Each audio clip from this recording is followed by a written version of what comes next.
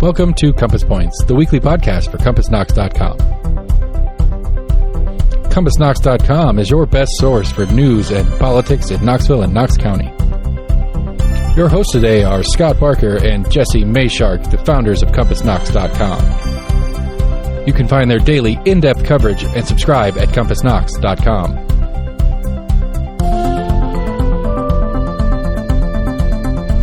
The Compass Point podcast is brought to you in conjunction with Almost an Agreement. Almost an Agreement is a layman's attempt to get a handle on the workings in government and politics that we deal with every day. Check them out at almostanagreement.com or subscribe for free on your favorite podcast provider. If you'd like to learn more about the topics discussed on today's podcast, go to CompassKnox.com and subscribe for in-depth coverage and much more.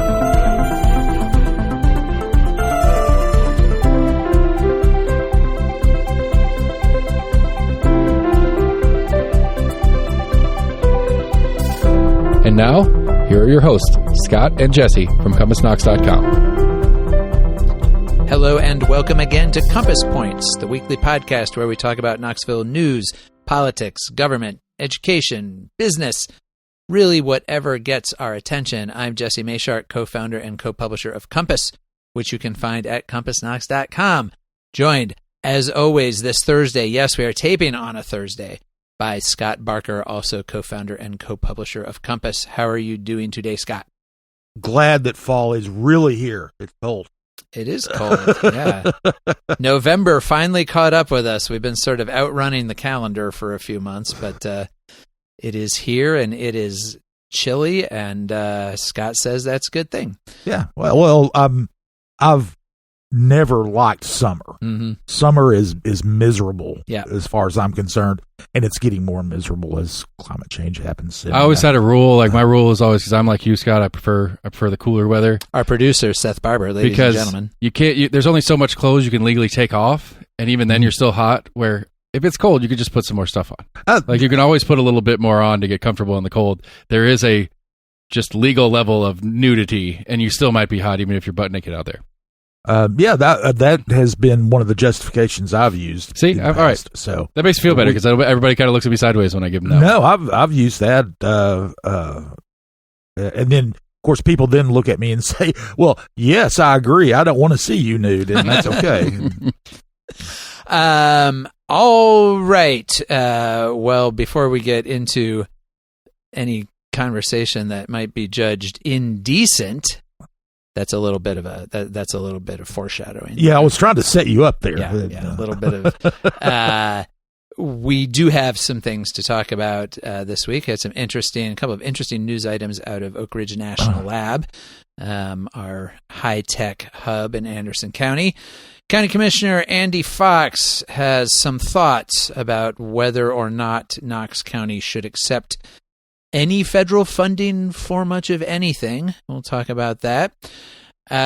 Speaking of technology, there was an interesting conference this week talking about something called advanced energy and why it looms large in Tennessee's economic future. Well, really, economic present and future. What is advanced energy? We'll talk about that. Some updates on the City of Knoxville's missing middle housing plan, where they're trying to make it easier to build certain kinds of sort of small multi-unit projects in residential areas. It apparently needs some tweaks and revisions. We'll talk about that. But yes, to start us off, going back to the discussion of indecency a second ago, County Commission this past Monday voted on a resolution from Commissioner Rhonda Lee that said it was aimed at, quote, protecting the innocence of children. And it would have removed county funding, blocked any county funding from any agency or organization that offered any kind of activity or programming that, quote, unquote, sexualized children. What? What are we talking about? To set us up, I think, Seth, if we've got that clip ready to go, we're going to let Commissioner Rhonda Lee herself kind of set the stage for what we're talking about here. A sexual act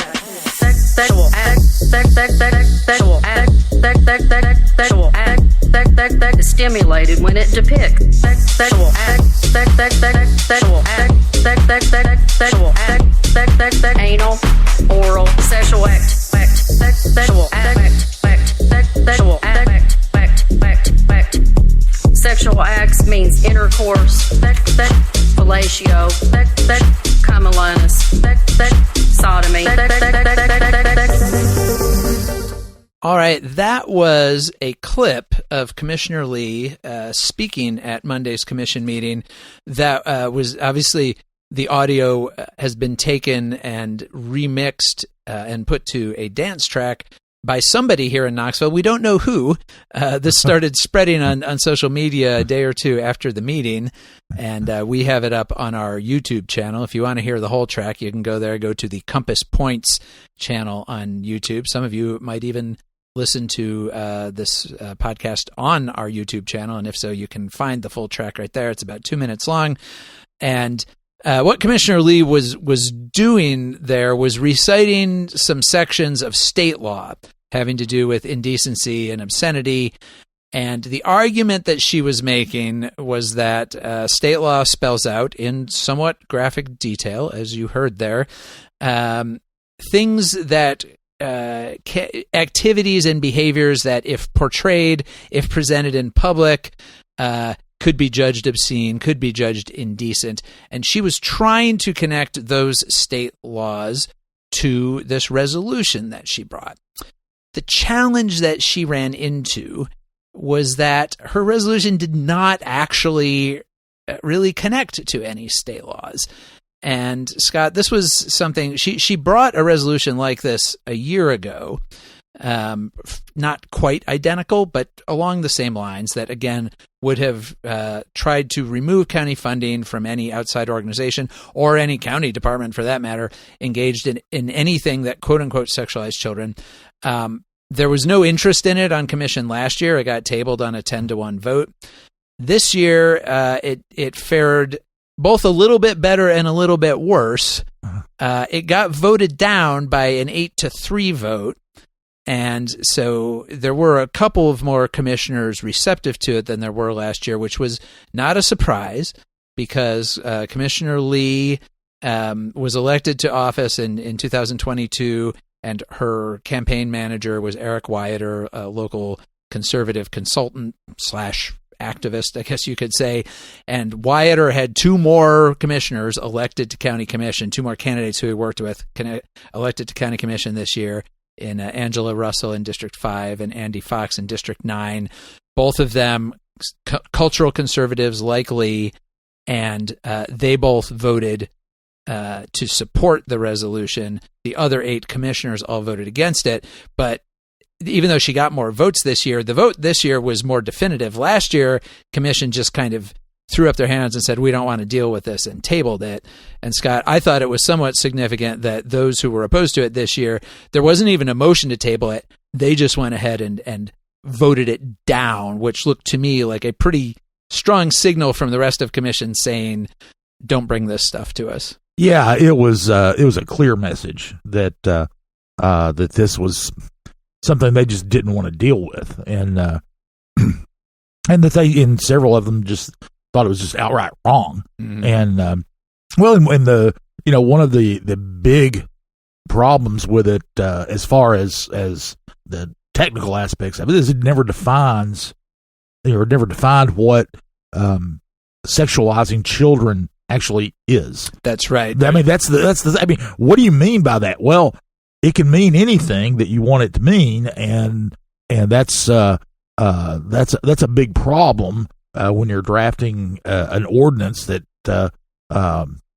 people will have to abide by, and then there were some who just thought that it wrongly targeted LGBTQ people, which Lee went to great lengths to say, no, this is not about them. It's about, sexualizing children and in general. And, but all the, as you pointed out last week, every example, that that has been given had to do with LGBTQ people. The couple of examples that Lee gave, because several commissioners said, well, where and how do you think Knox County is funding or has funded anything that sexualizes children? Like, what are you even talking about? And the examples she gave were a drag show that happened at the Tennessee Theater a couple of years ago. We talked about that on the podcast back then. You can probably go back and find that episode. And the fact that Visit Knoxville, the local convention visitors bureau, which both the county and the city provide funding to, is among the many, many, many sponsors of the annual Pride Festival, the LGBTQ parade and festival that happens at World's Fair Park. And also that Visit Knoxville has a page on their website aimed at LGBTQ visitors. Now, Visit Knoxville has many pages on their website aimed at many different kinds of visitors. All that their page on their website says is that Knoxville is an LGBTQIA plus friendly city. That's really all it says. These were the things that she cited. And so on the one hand, she was saying this is not about LGBTQ people. On the other hand, all of the things she was citing were about LGBTQ people. And also none of the things she was citing, despite her implications to the contrary, none of them were illegal. None of them were legally indecent. None of them violated any state laws, any local laws. Nobody involved in organizing any of them was warned or cited for anything. She and Wyatter, who everybody knows Wyatter is like the real force behind all of this, she and Wyatter have just kind of consistently sort of implied that by saying, oh, there's a pride parade and there's children there, that qualifies as sexualizing children. It seems pretty clear that what they mean is any kind of public event or acknowledgement of LGBTQ people they find objectionable. Mm-hmm. They don't want kids to see it. Why exactly? And I asked Lee this question directly, and she did not respond to it directly. Mm-hmm. Why do you think an event in public about LGBTQ people that recognizes their presence in the community, what about that in your mind sexualizes children? They never said that. They never explained it. They just basically asserted it. These events, by their nature, quote unquote, sexualize children. And Commissioner Adam Thompson, who's one of the Republicans on commission who voted against this, he asked Deputy Law Director Mike Moyers, has anything that the county has ever funded violated any state law? And Moyers said, not that I'm aware of. Yeah. And so then Thompson said, okay, has anything that the county's ever funded, would anything that the county currently funds violate this resolution if we pass it? And Moyer said, I don't know. And that goes to what you were saying, Scott. It doesn't define what it means by sexualizing children. And that's what Moyers said. Moyers noted that, as you heard Lee there quoting state laws, Moyer said, this resolution mentions a bunch of state laws. It kind of makes references to them. But what it's actually talking about is what it calls sexualizing children. And sexualizing children is not a phrase that appears in state law anywhere. It's not defined in Tennessee Code Annotated. It certainly wasn't defined in the resolution. And so Moyers just basically said, as the law department, if you pass this, and then somebody comes to us and says, is this particular thing going to violate this? I won't know. There will be essentially no way to tell whether anybody's in violation of this. It would kind of leave it up to apparently the judgment of county commission, because this was a question that Commissioner Shane Jackson, a Democrat on commission, asked to Lee, because Lee had said, well, we as county commission are the best arbiters of community standards. And so it's up to us to decide, basically, which community standards actually is a legal term. And as Moyers pointed out in some other discussion, it usually refers to something that's established through the court system by a jury. Yeah. There's nothing that actually says county commissioners are the people who get to decide what quote unquote community standards are. But Jackson said, okay, if you're saying that we are going to be the ones to decide, does this mean that you're anticipating item after item coming to county commission with the question, does this sexualize children? And we're going to be sitting here like maybe every month voting on whether something does or doesn't. And Lee just said, sure, if we have to. Yes, that's what we're going to do. And other county commissioners were just not interested in that. Terry Hill, one of the Republicans who voted against it, she basically said, this is going to set us up as the morality police, and that's not our job, and I don't want any part of that. Like, that's not what we're here to do. We're here to provide services, local government services to the people of Knox County. We're not here to judge how people live their lives. We're not here to dictate parenting to people. And so it was interesting that, it was the three most conservative or culturally conservative Republicans on commission who supported this, the Wyatter faction, as I think it's basically safe to call them now. But there's 8 Republicans on county commissions. That meant there were 5 Republicans who voted against it, plus the 3 Democrats. It was bipartisan, and it wasn't even as if it was sort of like the more urban districts versus the more rural districts or whatever. Hill represents the 6th district, which is all the way out in Karnes and Hardin Valley, and she was not on board with it. And at one point, even last year, when Lee brought this resolution, she was accused by other commissioners of basically trying to create a political trap. There was a lot of suspicion that what Wyatter was, because Wyatter has often found himself in the position of supporting a candidate in a Republican primary against another Republican. And so there was suspicion that what Wyatter was trying to do was sort of force people to vote against something and then be able to campaign against them and say that, Commissioner so-and-so refused to protect children. And Lee, in kind of making her case for this resolution at commission on Monday, she actually concluded her remarks by more or less saying that. She said, I want a roll call on this vote because I want everybody to be on the record of whether or not you protect children, and this will come back at you in your campaign. She said, there are people here who are going to be running for office, and this will come back on you. So she made an open political threat, which is pretty unusual at county commission. You do not hear that happen very often, where a commissioner is arguing for something and is just openly threatening other commissioners that, like, we're going to come after you when you run for re-election if you don't vote for this. And that ticked off a lot of people. At-large Commissioner Larson J., who is running, he's among the commissioners who are running for other offices. He is running for county mayor in 2026. He really kind of lashed back at Lee and said, I think you just gave away the whole game here. Like, you just said what this is all about, and all this is about is trying to provide political ammunition for your consultant. He didn't name Wyatter, but it was pretty obvious who he was talking about, to go after people. And, he basically said, like, fine, go ahead. Like, we're not going to fall for it. Commission Chair Gina Oster, also a Republican. Interestingly, somebody who worked with Wyatter when she ran 2 years ago, but has kind of, I think, drifted away from that faction a bit over the last couple of years. She really pushed back at Lee and said that she thought that was really inappropriate for her to be bringing this and then, trying to wield it as some kind of political club. So the net result, and there were a lot of speakers. There were about a dozen or so speakers at public forum. They were kind of evenly divided between people saying, A, this is unnecessary. It's not addressing any actual real problems. It's not going to solve or fix anything.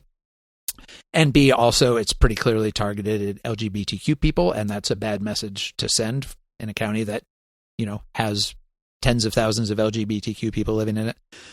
And on the other side, there were a bunch of cultural conservative folks who, a few of them said, no, this isn't about LGBTQ people. We just want to protect children. A few of them were not quite that nuanced in how they addressed the issue and made kind of clear that they were not crazy about anything that publicly recognizes LGBTQ people. And then one of them, Sherry Garrett, who's the vice chair of the local chapter of Moms for Liberty, she also made clear Lee had kind of dodged the question of whether this could have any impact on Knox County libraries and the books in the library. But Garrett brought that front and center because she brought in 3 books that she had checked out of Knox County libraries that were in children's or young adult sections that she said were inappropriate. And she kind of read from them and held up pictures. And there was a book called Having a Baby. It's an educational book written for children of, whatever age, I don't know, 4th grade or whatever level. That it has some illustrations in it of like anatomy, and there was an illustration like a cutaway as Garrett said at Public Forum. She said, "There's a picture here of a penis inside a vagina," and she held up the book. And when it came to the discussion on commission, Terry Hill, who's a retired social worker from Knox County schools, she pushed back against that, and she said, "You're holding up an educational book that is teaching children about biology, and the picture you're talking about, like, I don't know what to tell you, but that is actually how we have babies." Like, that's the way it works. And like, these are body parts everybody has. Well, and to be obscene too, I mean, something has to be, has to appeal to the prurient interest. That's right. And there was nothing. I mean, I watched that portion of the meeting on Knoxville Community Media, and there was nothing titillating about that photo at all. It was just a bland illustration. It wasn't designed, or if you got aroused by that photo, then you get aroused by anything. Right. You can be aroused by a table. Yeah, well, and I think that it did show a lot. The discussion in general showed the murkiness that has been created in the last few years around questions of obscenity by people who, and this, we've been seeing this on the school board as well. And the state legislature has passed some new laws about quote unquote inappropriate materials and so forth, specifically aimed at school collections, not aimed at public libraries. But there has been this kind of assertion that just having nudity, or even just writing about, describing sexual activity is inherently objectionable and can be banned by the government. That is not the current law in this country. We do have a test for obscenity that was established by the Supreme Court in the early 1970s. It's called the Miller test. You can look it up online. It has 3 different prongs. One of them, as you said, Scott, has to be that it appeals, that it would be found by like the average person to appeal to prurient interest. So that's one. Another one is that the work has to, in order to qualify as obscene, has to not have any redeeming artistic, scientific, educational, or literary value. And an educational book written for kids about how you have a baby, like, obviously meets the test of having educational value. And that part of it was interesting because Lee actually referenced the Miller test in her resolution, but she only referenced one prong of it, which is that, something has to be found to violate community standards. And that's where she was talking about we as county commission are the ones who get to decide that. But that's only one prong, and it didn't mention the other 2 prongs. And you can't just do that. You can't just declare it is until the Miller test is revised or revisited by our Supreme Court, which could happen. Certainly, that's possible out there somewhere. But right now, the law of the United States of America is that the First Amendment protects speech that is not obscene. And if you want to know whether speech is obscene, you have to apply the Miller test. You can't just apply one part of it. Right. It's all 3 parts. It's and. Yeah. So, and even for material for children, because there is a somewhat modified version of the Miller test that was devised by our courts over time about material for children. Even material for children still has to meet those three, and it includes having educational, artistic, scientific value, and so forth. And so what we have right now is a lot of cultural conservatives just sort of acting like none of that is true and doesn't exist, and that they can walk out there and just declare anything obscene because it has, as Garrett said, a picture of, anatomy. Well, that doesn't make it obscene. And that was, Terry Hill's response to that was, some people are going to be bothered by that and some aren't. And the people who are bothered by it can not check that book out for their kids. Yeah. That's totally fine. So anyway, it failed. And I think that the nature of the discussion, the frustration that several commissioners, I think, expressed about having to spend so much time dealing with this in the first place, they did try to send a message that this commission in its current configuration, I don't think, has a lot of interest in pursuing culture war issues. But we do have 3 commissioners on there now who feel pretty strongly about these things. And we also have Eric Wyatter sitting out there who no doubt is recruiting candidates to run in 2026 and 2028 and so forth. And so I wouldn't say we've seen the last of this kind of thing, but maybe we've seen the last of this particular resolution because it's come back twice and it hasn't gone anywhere. All right. Well, let's move on to something that might be indecent, but is not obscene, and that is the cost of housing in Knoxville. And one of the many strategies that the City of Knoxville has pursued to try to increase the supply of housing and the diversity of housing options is their missing middle housing plan, which they adopted about a year ago. And Scott, we talked about this a lot at the time. This is aimed at allowing a greater diversity of types of residences in existing residential areas. And it looks like maybe it needs some adjustments. So what did we learn there? Yeah. The middle housing plan allows for the construction of duplexes, triplexes, fourplexes, these multifamily developments in areas that are predominantly single family zoned inside the I-640 Beltway, essentially in the older traditional neighborhoods with the grids and the neighborhoods that have been part of Knoxville for a century. And so they passed the plan. It's got standards that have to be followed in order to allow this to happen. And they want these building types to be in scale with the rest of the neighborhood, which means essentially that it can't be a humongous building, next to a bunch of small single family houses. It needs to be kind of relatively the same size and scale as those, but it can be a duplex or a triplex. What happened, the reason this kind of came up was a developer named Parker Bartholomew, who has developed middle housing, and he's one of the 2 developers who are real involved in this area. Wanted to he's got a piece of property up near Western Heights in the Beaumont neighborhood, and it is zoned RN2, which is a single family zone, and by right he could just go in there and just build a fourplex there if he wanted to. He could just go in and all he's got to do is pull a permit and go do it, essentially.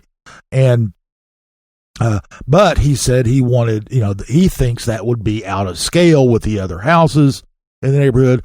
He wanted to build 2 duplexes rather than 1 fourplex. It's the same number of units, just 2 buildings. And but to do that, he would have to get it rezoned, upzone it to RN3 and RN4. The planning commissioners kind of balked at using zoning to, a zoning change to affect, that. And they're actually not even supposed to be considering plans when they make zoning decisions. specific plans. They were supposed to take all possible uses of a property. They ended up deferring this for 90 days, and one of the reasons they ended up deferring it is there's this report that had come out that had gone to City Council from Knox County planning staff about middle housing for the first 6 months it was in effect. It took effect in February of this year, and in September they sent this report kind of quietly to City Council members. They didn't trumpet it or anything, just sent it to them. That's why it's been a little bit of delay in reporting on it. And they are going to review it again at 1 year, which would mean February or so. Take a look at it then, and and that is when they would be considering making any possible changes. Well, some issues have come up. One of them is this Bartholomew issue that kind of creates some inconsistencies in how you apply things. One is the standards were not intended to have more than one primary structure on a lot.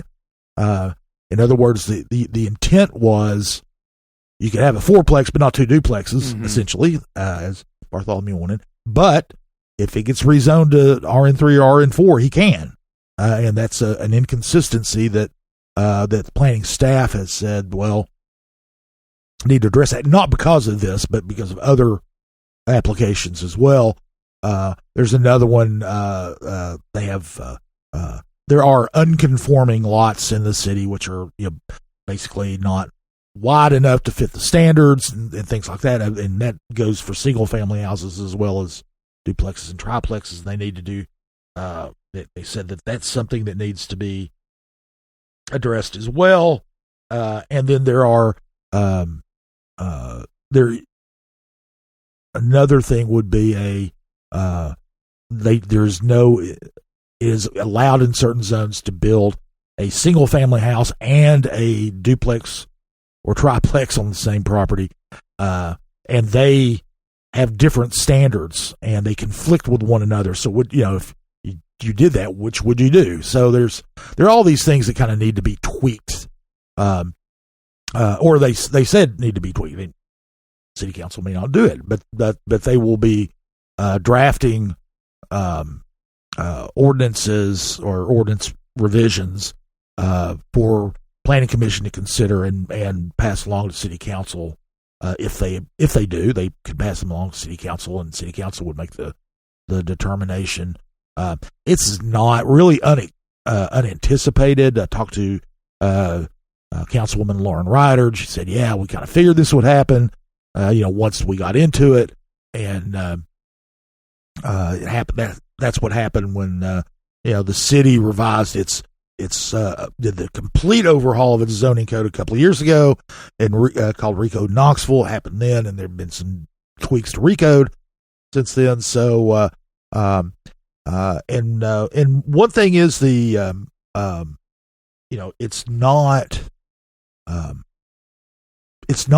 not been this huge rush to build these things. Like that was one of the concerns that people had. This report basically said, no, there hasn't been a huge rush. And in fact, as of last week, there only been 37 applications across, and that's over hundreds and hundreds of parcels. Since last February, 24 have been approved, one's been denied. The rest are kind of one was withdrawn. The rest are kind of either planning staff still going through them, or the applicant is making revisions to them. Those kinds of things. So it's not been this huge. There were a lot of people who were afraid that this would just be all of a sudden we'd have all these single family neighborhoods with tons of duplexes in there, tons of triplexes. Well, that hasn't come through. The applications are kind of evenly spread out through all of those the eligible neighborhoods. And interestingly, there was one big concern that some neighborhood groups had was that developers would go in and demolish single-family houses, perfectly good single-family houses, in order to build a duplex or triplex to increase their profits and all. Hasn't happened. Yeah, not one. So it's not been a drastic change in the city's housing stock. It has been a gradual change. It's an incremental change, not been drastic. As you mentioned earlier, there are some tweaks that might need to be made to make it work more logically and efficiently. Yeah, and I feel like during of course, there was a lot of talk about this, and the whole missing middle housing idea has been widely discussed in sort of urban planning across the country. But even as they were developing these standards, I think city officials were all pretty clear that they didn't see this as something that was going to have a huge impact on existing neighborhoods, on basically when it comes to providing more units to meet the demand that's out there. This can help around the edges, but not a tremendous amount of bang for the buck here. Yeah, well, one of the things is it got a lot of attention because it is it's really old, but it's actually kind of new too, because since World War II, you haven't been able to build triplexes in a single family neighborhood. I mean, the zoning just did not allow that. That's more suburbanized zoning, and it was applied in urban areas as well. And that was the case here.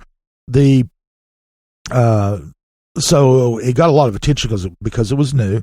It got a lot of attention because obviously, when you have a duplex instead of a single family house, there's more density. If you have a triplex, there's more density. So, density is an issue in the city. More and more people want to live in the city. After decades of very stagnant growth, the city's population has I don't know if exploded is the right word, but it's certainly surged in the last 15 years. And the most growth in 50 years, basically. Yeah, and it's all happened in the last 14, 15 years. Yeah. And so you need more density to bring in those folks and to house those folks. And so that was a big thing. And it kind of got inflated to where that a lot of people seem to think that this was the only solution that the city would have to the housing issue, which is not the case. They have a more comprehensive plan that this is a part of, but including building like large apartment complexes along major commercial corridors and so forth. And right. If you think about like one large apartment complex would have more units in it than all of the new units that have been added by the the middle housing proposals so far. Oh yeah, One of the new apartment buildings along Cumberland Avenue has more use. And if you look, there's a large apartment building being constructed on the south waterfront across from the UT campus. And in fact, I drove down Neyland Drive just this morning, or early afternoon. I was on my way over here, and it's really up and it's really big. It's kind of that is big. I mean, I knew it was big because I'd seen the plans. I'd reported on the development process and the approval process and all that. But then I really got a good look at it today, and boy, it's big. Mm-hmm. Lots of units. Yeah. And so that's where the real impact on supply comes from, is those kinds of complexes. Absolutely, but the middle housing ordinances, and there's several ordinances that apply to middle housing, but the middle housing plan, is a piece that can address density, it increases the options that people have. It can, certainly that there's the possibility that if you're a renter, and you want to rent a single family home in a neighborhood in the city, and next door to it is a duplex that has rental units. The single, one of the units in the duplex is probably less expensive than the single family home next door. So there's it's more than just density in and of itself. It's choice as well. I would add that you don't need duplexes for that, because I live next door to a single family house that is a rental property that routinely, I think a 2-bedroom house, but it routinely has 3 renters living in it. Well, so, I think that's true in a lot of these older neighborhoods. The rental properties that are there are often multiple residence properties, even though they're not technically a duplex or whatever. Well, yeah, Peter Ahrens from the Codes Enforcement Office might pay a visit to your neighborhood soon if he listens to this. I think that they're allowed. I forget what the cutoff is. You can have 3 people living in a house. You can. There is some place where you get above that, but anyway, yes, of course, that stuff doesn't really get enforced all that much. Well, I think it'll be interesting, I guess. Just and again, like you and I both live in some of these older neighborhoods. Oh, sure. It'll be interesting to see over the coming years, as the occasional older house, say, does get knocked down, and we go to infill development, maybe we'll start to see more of these kinds of things instead of somebody just building back a single family house there. Yeah, in fact, in my neighborhood, on my street, across the street from me, there are 2 duplexes on one kind of oversized lot for our neighborhood, but there are 2 duplexes, and they're big, but not overly big for the neighborhood. I mean, they're still in the same scale. I mean, it's each one of them is larger than my house, but not so much that they look out of place. Mm-hmm. And these were built obviously back before, my neighborhood was built in the 1920s. I don't know exactly when those houses were built. The house I live in was built in 1920, so I'm assuming it was sometime, 1920s, maybe 1930s. It was built. They were built long before the zoning laws got changed, and so some of these older neighborhoods where they're wanting to build these already have existing pre-war buildings that qualify as middle housing. It's the middle housing that hasn't gone missing. There's still some of it there, basically. Yes, it's always been there, and this is primarily for new construction. Yeah. And but we'll see. We don't know yet, obviously, how they're going to be addressed. The planning staff, when I talked to them, said that we're looking at possible solutions, possible things that we feel comfortable going, proposing that people go into moving forward. All right. More to come on that, I'm sure. Interesting conference happened this week here in town. It was a conference on advanced energy. And Scott, our correspondent Eric Ryberg, wrote about this. And it was interesting because because of course, when I first saw that, I thought, what exactly are they talking about? And it was interesting that even the people having the conference acknowledged that the term advanced energy is not yet a common and familiar term, although it sounds like they're trying to make it one. So what are we talking about with advanced energy, and why does Tennessee factor into it? Yeah, I think that, yes, they are trying to do that. This conference was put on by the Tennessee Advanced Energy Business Council. So, and it's not really advanced energy isn't like a recognized federal category or economic category or anything else. So they're kind of self-defining it, as it were. And it's basically any industry that contributes to the creation of secure, clean, sustainable energy, and that can include farmers who grow stock for biofuels. It can include solar companies that install solar units. It includes utilities. It includes a lot of things, and one of the things that they had a report that they that was kind of the centerpiece of the first part of the conference that showed that by their definition of advanced energy accounts for about 15% of all jobs in Tennessee. The economic impact is about $55 billion to the state's GDP. The jobs pay well, about $74,000 per capita.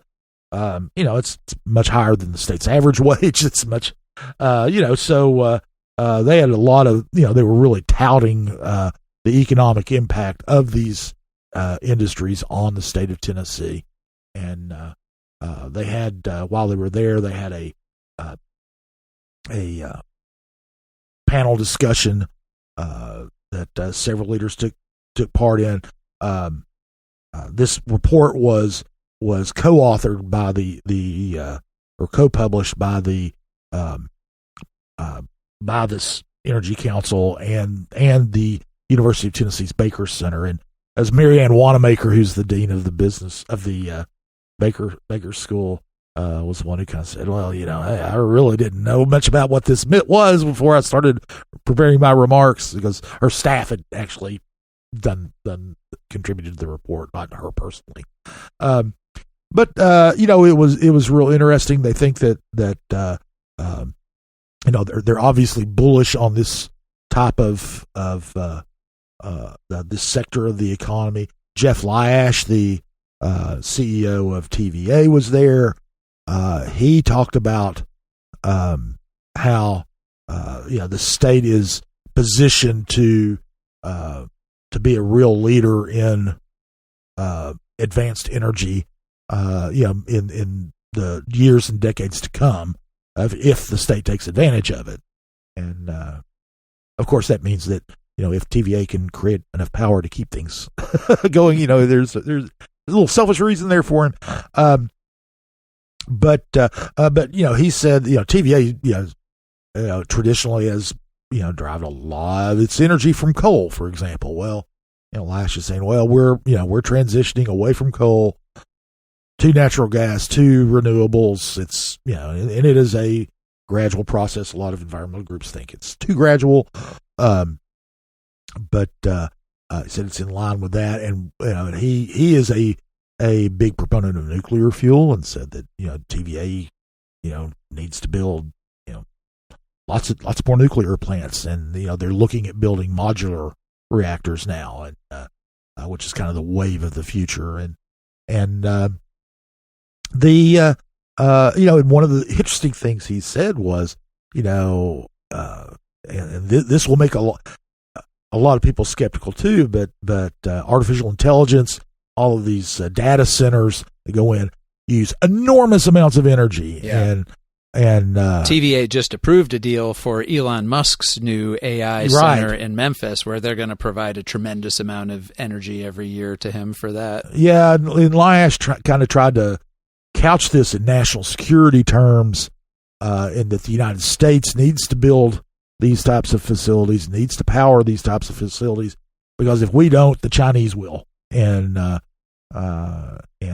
you want your homegrown AI. That's right. We don't want any of that foreign AI coming in here. That's right. And so it was an interesting report that Eric Ryberg put together for us. I think if you go to that story, if you're a subscriber, you got the story on the website. There's a link to the actual report itself there. But it's East Tennessee is always, almost, I shouldn't say always, but especially since the establishment of the Tennessee Valley Authority in 1933, the East Tennessee has been an energy leader in world, and also with the facilities at Oak Ridge, especially ORNL. There's been a lot of that, and things that would that weren't mentioned, at least weren't reported on this is, there are things like there are experimental, or not experimental really, but kind of prototype reactors being built in Oak Ridge, even as we speak, by private companies. So it's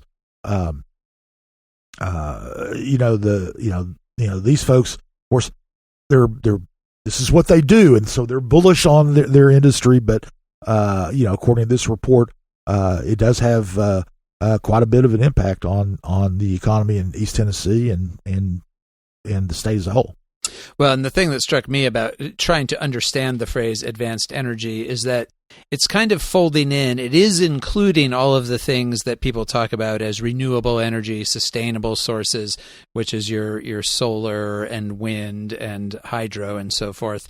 But it's not just quote unquote clean green energy. The biggest other sort of sector there, obviously, is nuclear energy, which, a lot of people concerned about climate change have increasingly turned to nuclear and said that really, if we want to completely get out of the carbon emitting energy business, you have to include nuclear, because all of your other, your sustainables are not going to be able to, at least in the near future, meet the load. So having nuclear part of it is there. But then also it said also including the transition to natural gas as a bridge away from carbon-based fuels. And so one way to think of it is that it's like everything except coal. Like, what do we mean by advanced energy? Is we really are talking about like everything but coal, but with an emphasis on, thinking of gas, at least rhetorically here, as just a sort of transitional fuel source, and moving more toward these other non-carbon based. And, obviously there is a lot of interest. There's a lot of investment going on with nuclear energy. And that will probably, there was a reason that all the nuclear construction got shut down years ago, which was people's fears of disasters. And one of the promises of these modular reactors is that they're smaller and easier to manage and protect and so forth. But if and when it comes to somebody like TVA or some other agency wanting to build one of these within a half mile of somebody's home or something, I won't be surprised if some of those old concerns still come back to the surface. Oh yeah, well, it's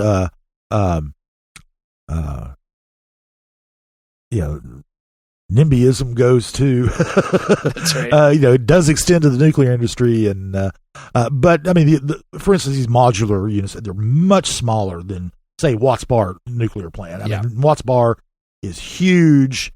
These modular ones are much smaller. They can go on a smaller footprint. They're standardized. I mean, one of the problems the U.S. nuclear industry had encountered when the building spree was going on in the 60s and 70s was each plant was essentially unique. They're all light water reactors, but they weren't standardized.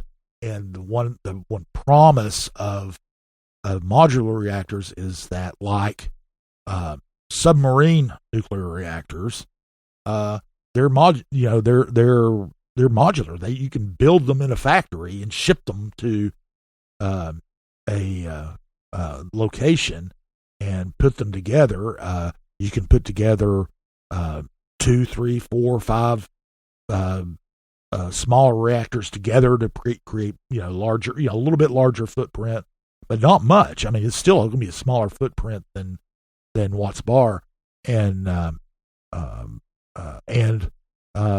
the industry claims that these are also safer. They're less likely to have a catastrophic incident, and large parts of them are underground, so that helps as well. There are other reactors that are being tested, like the one of the things is these light water reactors, like 3 Mile Island, can melt down. Liquid salt reactors can't.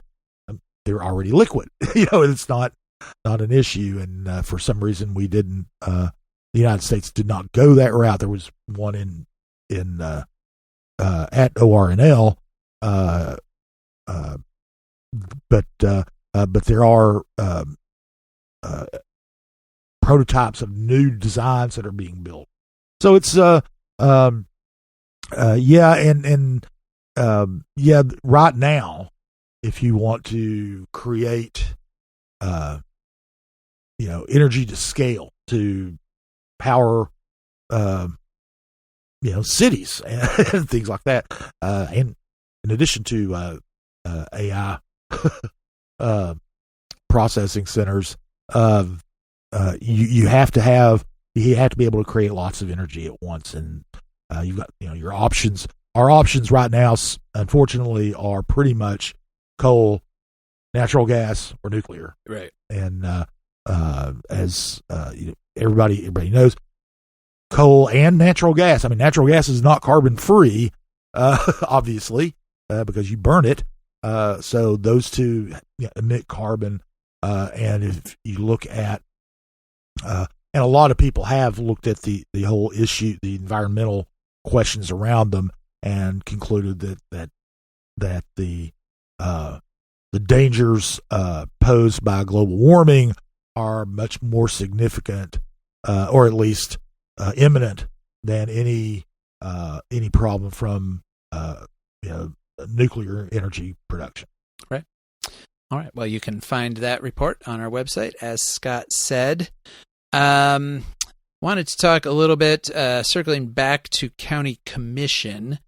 Talked about the Eric Wyatter faction on commission, including Commissioner Andy Fox, who we have talked about here before, who ran a campaign this past summer as a very staunch ideological conservative, and he is demonstrating that month after month since coming onto commission. This month, he did support Rhonda Lee's resolution that we talked about earlier, but the items on the agenda that he got most worked up about this month were some what have been up until now fairly routine approvals of federal grants. And these grants come to county commission for approval, basically just saying we agree to receive this money from the federal government. Sometimes there are small amounts of matching funds from county coffers as well. But what these grants in particular were from, it was the Community Development Block Grant Program that is run by the Federal Department of Housing and Urban Development.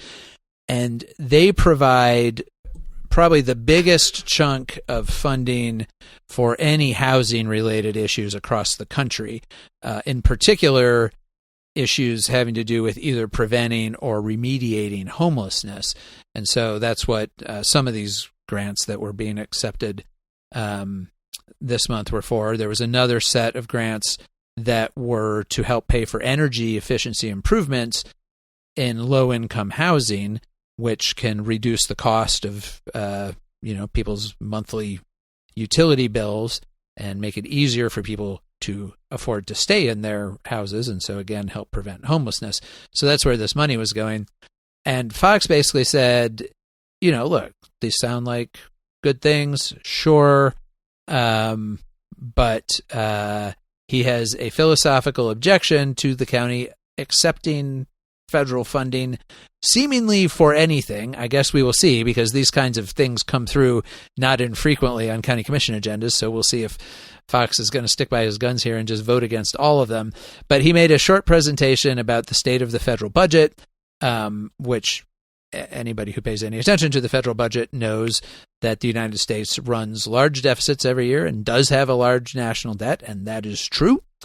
And so Fox kind of broke down the essential elements of the federal budget and showed that basically if you only look at the things that the government has to spend money on, which are your entitlement programs, Social Security, Medicare, Medicaid, those consume, I think it's about a third of the total federal budget. And then if you include the Defense Department, that takes up another big chunk. And that basically by the time you get through all that, you have spent all of the actual revenue that the feds take in, and everything else that the federal government does, including all of the money they send out to state governments and local governments and so forth, comes from borrowed funds. Also true. I mean, none of this is like debatable. You can look at the federal budget and see that. Now, how bad a problem is it that our debt and our debt payments are at the level they're at? That's something you can find lots of economists arguing about one way or the other. I don't think you'll find anybody saying it's not any kind of problem, but the degree to which that should be emphasized versus other kinds of needs, that's a philosophical and ideological debate. But Fox's argument is basically that what this means is that all the money that Knox County gets from the feds is borrowed. And he just said, I don't want it.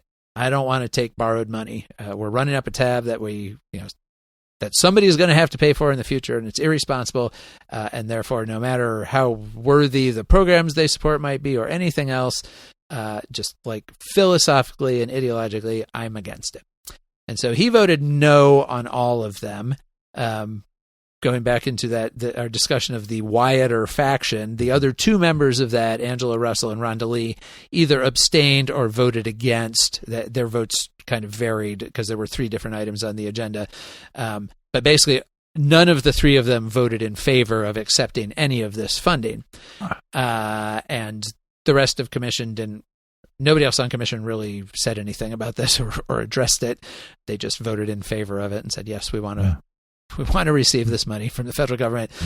Last week, in the previous week's discussion at a county workshop, there was some discussion about the fact that, Knox County refusing to take this money does not mean the federal government is going to say, oh, okay, we just will borrow less then. That's not how it works. No. They've already borrowed the money. Yeah. If Knox County doesn't take it, it's going to go somewhere else.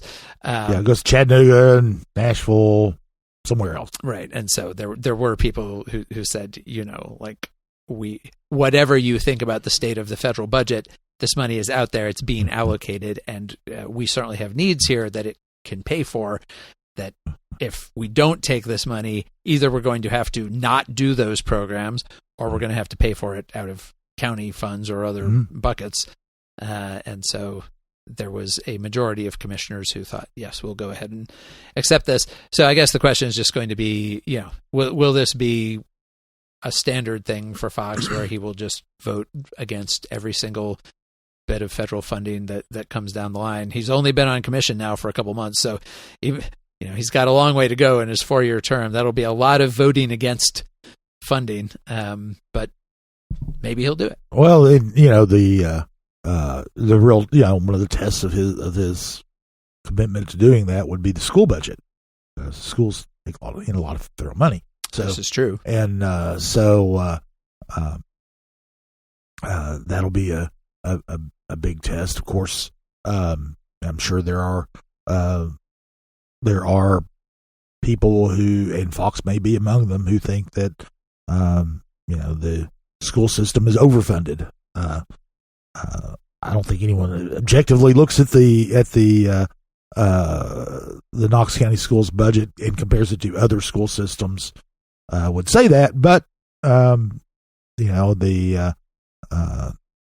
could. I mean, you can make that argument that it's overfunded, and so we'll see. I don't, you know, the he did make a comment. One commissioner asked about Commissioner Damon Rawls asked about, what about these homeless programs? Like how are we going to fund them?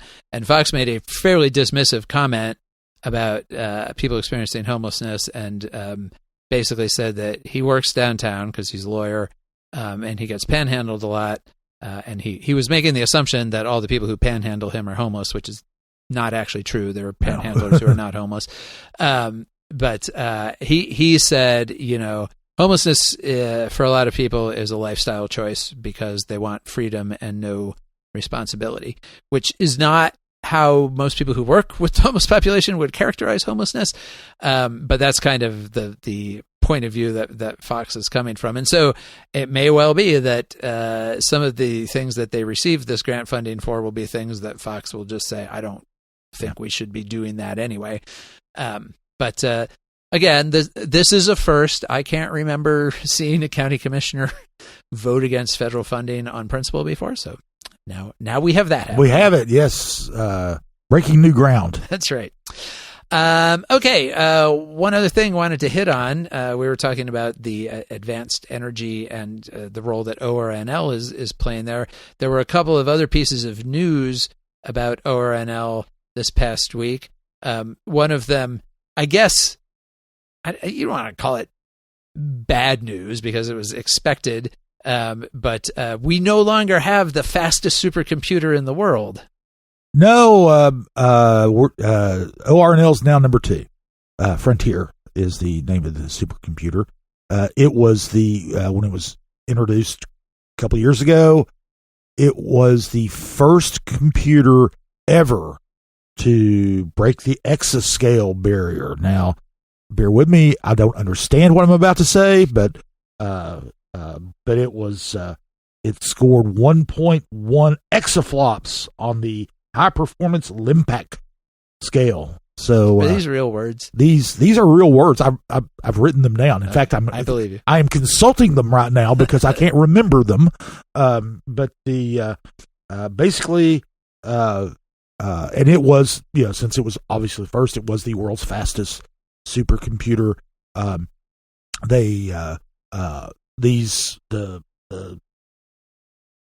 rating systems, the top 500, they issue it every 6 months or so. It's twice a year. And up until when they came out earlier this year, Frontier was still the fastest supercomputer out there. But now there is a new champion, El Capitan, from Lawrence Livermore National Laboratory, and it came in at 1.742 exaflops. Now that is despite the fact that Frontier has been upgraded. Frontier has gotten faster. It has gotten faster. It's 1.35, but that ain't 1.742. So Frontier is now the second fastest supercomputer. There are only 3 that have broken the exascale barrier. There's a third that kind of a distant third behind the Frontier and El Capitan. It was, and I can't recall the name of it off the top of my head, but it's barely, you know, it's like one, you know, it's not even 1.1, which is what. Yeah. You can't play a good video game on that. But anyway, the thing is, you sit there and look at, you know, when you do rankings and things like that, well, you know, it's just a vanity thing or something like that. But no, I mean, they use these computers to make these enormous numbers of calculations. When Frontier can do 1.35 quintillion calculations per second. Wow. And I have no idea how big that number is, but it's big. Yeah. It sounds big anyway. Well, and people use it, like scientists and researchers from around the world, right, come to Oak Ridge and they book time on Frontier to, right, for their specific needs for whatever they're working on. Absolutely. And so, some of these major research initiatives require that kind of capacity and those kinds of calculations where they can make discoveries or even disprove a hypothesis much faster, and things can move along at a more brisk pace, and they're able to actually tackle problems that they would not have been able to tackle before. So. And this kind of leapfrogging of who has the fastest computer is a pretty regular thing. And Oak Ridge has had previous iterations of having the fastest computer, and then somebody else gets faster, and then they come back with a new one. Is that going to happen again? Is there another fastest computer underway at ORNL? I would imagine that they're going to be upgrading Frontier again, and in an effort to leapfrog over El Capitan. El Capitan just launched just in the last 6 months, so it's very new. Probably won't be upgraded, for a couple of years the way that Frontier was. And so Frontier named. I assume El Capitan is probably named for the iconic peak there in Yellowstone, right? I would imagine so. They tend to name these things after things that are very big or very tall or very high or whatever. Yeah, or aspirational, like Frontier. It's on the frontier of science and that sort of thing. And Frontier kind of jibes with the whole Tennessee history nostalgia thing. So, sure. So I mean, they're they don't go by bizarre number combinations or anything like that. Yeah, they give them kind of cute names. So right. That's good. So then another bit of technology news that came out of the lab this week has to do with a system called Forewarn, Forwarn, which is, we were just talking about AI a little while ago, but this is using AI to do something specific that has been helpful in the recovery from Hurricane Helene, right? Yeah, well, it is one of those computer things that ORNL does that nobody kind of knew about until this kind of happened. In fact, nobody, even though they were already doing ORNL, they don't just like, it's not common knowledge about a lot of things they do. This is a program that started, I believe, it was back in 2013, where they partnered with the U.S. Forest Service, and Forewarn is a system where the visualization system, where basically a map, where they can show destruction to forests over time. Using satellite imagery, using satellite imagery, which has its own drawbacks sometimes, especially when they're cloud cover and things like that. But they use satellite imagery. They can track and they look at the greenness of forests and grasslands and things like that. And they can, it's typically used to check the damage of wildfires or the advance of pests in forests. And, once they get enough historic data, probably be able to track some of the impacts of climate change. So, those things. And when Hurricane Helene hit, now the Forest Service has a threat assessment center in Asheville, North Carolina, and that's kind of where they kind of their headquarters for responding to things that are going on in the national forest. Well, it's in Asheville, North Carolina. It was knocked out of commission by Helene, and you had all this destruction in the mountains, in the forests. And what ORNL did is they took their data and provided it to the Forest Service daily especially initially, so that they would know where the worst damage was, how they could get, if they could get there, how they could get there, the roads and everything else, and really kind of assist in the initial response to the destruction that Helene brought. And it was widespread, it's devastating. We actually ran a map in our newsletter of one that ORNL provided, and the red marked the real destruction, and almost all of western North Carolina was in red. It was and some of upper East Tennessee was as well. But it was it was a tool. It's a tool that the Forest Service was able to use to help in their response to to the destruction. As I said, the one of the things is the roads. How to get to these places. Well, with satellite imagery, you could pinpoint where the roads were blocked. How many blockages there were on a certain road and things like that. And so it was it's one of those things that ORNL can do to help respond to something that happens in the real world.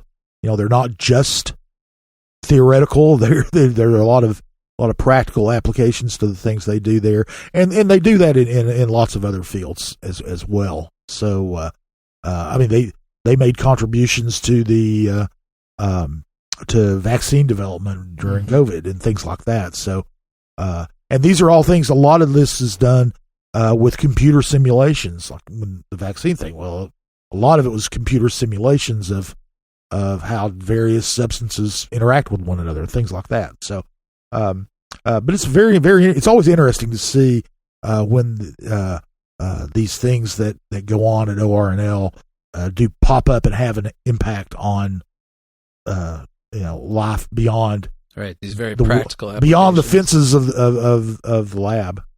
Yep, interesting place over there. Oh yeah. Okay. Well, I guess we can go ahead and look forward to next week. And I am looking forward to next week because it's a holiday week. But before we get to the holidays, Scott, City Council, now County Commission moved up their monthly meeting by a week this past week, so they're done. They don't have to meet again until December. But City Council is going to apparently show up on Tuesday night and have a meeting. They are Tuesday at 6 p.m. 5 p.m. their meeting is the beer board. 6 p.m. their meeting. It's a regular voting meeting. A couple things that are on the agenda that are of note. One is the streetscapes in the Old City and Willow Avenue. This includes the big plaza that will go just on the eastern edge of the stadium site. That is going to be, it's a plaza that's going to be about the size of Market Square, so it's a good size thing. They're going to be spending $5.9 million on that and on Willow Avenue around in the Old City on the to get the streets nice and spiffy for the opening of the stadium in next year. I assume that these projects will be done by the time the stadium opens. I would think that is the goal. But the probably the biggest thing that they're going to be considering is a payment in lieu of tax agreement for the big residential tower that is going up at Locust and Hill, and we've talked about this before. It's a tower. Its base is going to be down, basically where Neyland is, Neyland Drive is, and there's a bluff, from Neyland Drive up to downtown, and when you're on the downtown side, you'll look and you'll see 6 or 7 stories of a building, which is in scale with the rest of the downtown. But when you're down on Neyland Drive, it's like an 18-story building. So a lot of angst by the residents who live near there. There was a lot of opposition to it, and now they're coming to the developer is coming to city council asking for a tax break. It basically freezes the property taxes for a set number of years before to kind of help make the financing work, and then it reverts back to paying the full amount of property taxes based on the new development that they put in. So I anticipate that there will be some opposition there. It is essentially the last chance that people who are opposed to that will have to stop it, or at least delay it. Now,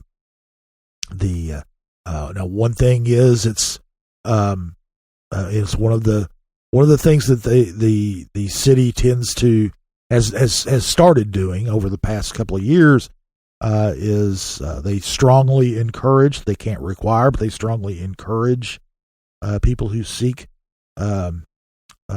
these types of tax breaks to include affordable or workforce housing in their development. 10% of these the units in this are so designated, at least in the preliminary. They've not released yet the as we're taping the nitty gritty details, but we'll have those next week when we cover this. So, but those are things that are going on with city council, and I anticipate it's going to be pretty lively at some points of the meeting. All right, and then of course on Thursday we have Thanksgiving. Lovely holiday. Certainly hope everybody out there has a good one, whoever you are spending it with or wherever you are spending it. Local, state, and federal government offices will be broadly closed on both Thursday and Friday. So if you have any public business to transact, highly recommend you do that before Thursday. And then, Scott, right after Thanksgiving, as every year, the Friday after Thanksgiving here in Knoxville, we have the regal celebration of lights downtown, and kind of the real official kickoff of Christmas in the city, right? Yes, absolutely. Although we've already had one event. That's right. The lighting at Chilhowie Park. They had the opening ceremony for that just this past Friday. And so Chilhowie Park is already open and lit up if you want to go drive and enjoy that. But the day after Thanksgiving is when we get the ice skating starts on Market Square. Right, yeah, the tree lighting. Ice rink, the tree lighting, live entertainment. There's, just all kinds of festivities. There'll be elves and such running around, and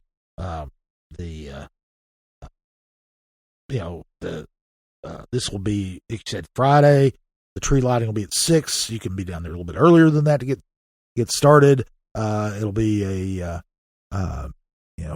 obviously the weather will have a lot to do with how, the crowds, but it can have a pretty decent crowd. And, like I said, you can go down and watch the tree lighting, go ice skating, all those fun things. And that just is the first official event of Christmas in the city. There will be others, like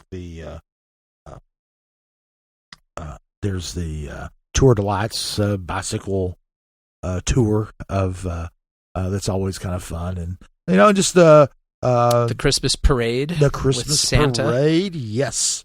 So you got all kinds of good events coming up. And you can find all of those on the city's Christmas in the City website.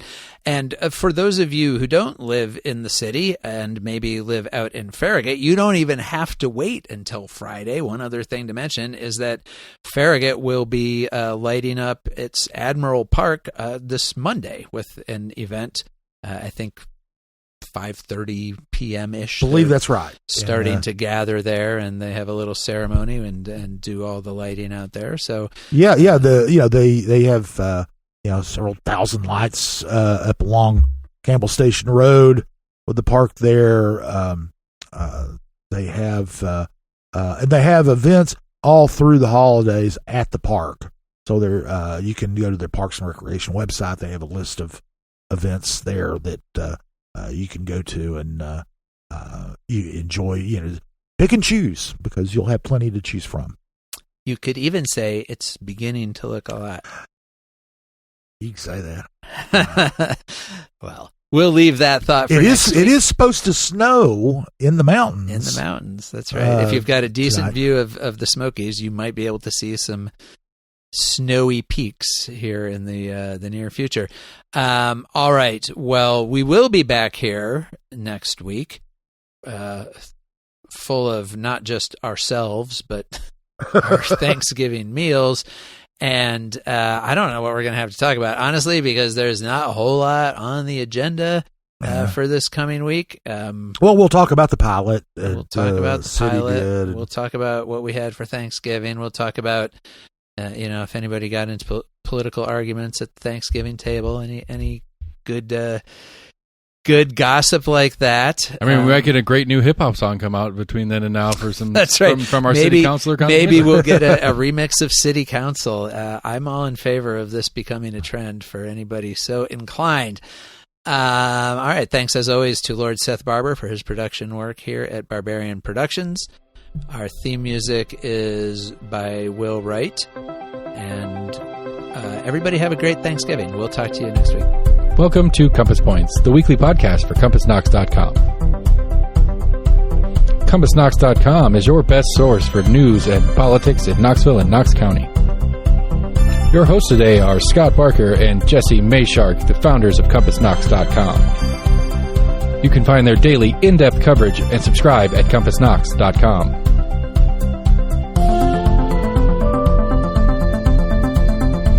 The Compass Point podcast is brought to you in conjunction with Almost in Agreement. Almost in Agreement is a layman's attempt to get a handle on the workings in government and politics that we deal with every day. Check them out at almostinagreement.com or subscribe for free on your favorite podcast provider. If you'd like to learn more about the topics discussed on today's podcast, go to CompassKnox.com and subscribe for in-depth coverage and much more. And many thanks to William Wright for composing our theme song.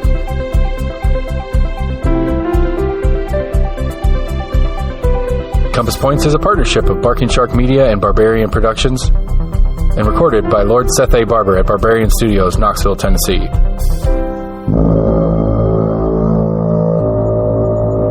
A sexual act